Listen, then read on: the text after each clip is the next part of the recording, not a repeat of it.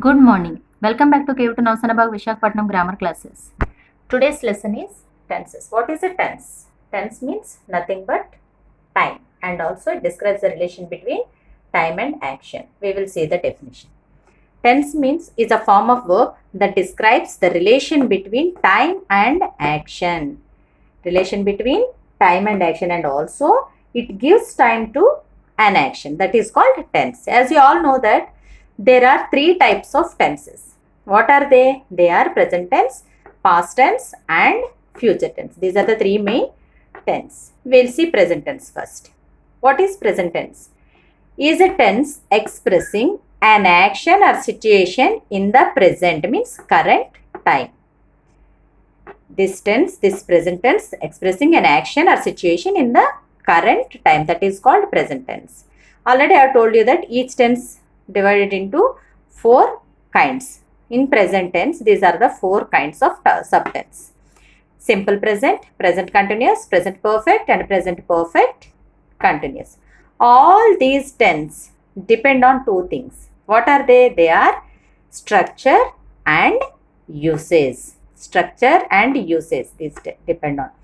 Now, simple present we will see first. In present tense, we will learn about simple present today. Simple present. What is simple present? Why it is used? Simple present, it is used for things that happen often, means always. It is used for things that happen always or all the times. The simple present is used. Already I told you that we had to know the structure and uses for each tense, isn't it? So what is the structure of simple present? Simple present structure is subject plus V1 plus object. What is V1 here? Verb first form. See, V1, V2, V3. Suppose if you take the verb go, the second form, V2 form is went, V3 form is gone. Always in simple present we had to use V1 form, verb first form. Now, what are subjects? Okay, we know about V1 form. Then what are subjects? These are the subjects. I, we, you, they, he, she, it. All these comes under subjects. I, we. These are the first persons. You, they, second person. He, she, it. Third person singulars. All these are subjects. So, what is the structure? Subject plus V1 plus object. Okay. So, V1 is used directly with the first set of subjects. With I, we, you, they, we had to use V1. With he, she, it as a subject, we had to add SRES to the verb. Is it clear? So, I, we, you, they takes V1 directly. He, she, it takes V1 plus SRES. We will see the example. I go to school. I. With I we had to use V1 directly. Go. I go to school is an object. So, I go to school. Now, we will take any subject from the second set. He. He. Go. V1 plus ES. Goes. He goes to school. So, with the I, we, you, they, direct V1 we had to use. With he, she, it, we had to add SRES to the verb. Now, the common types of sentence in English are one, affirmative sentences, negative sentences and interrogative sentences. There are three common types of sentences in English. One by one we will see. In simple present, all these three sentences will be there.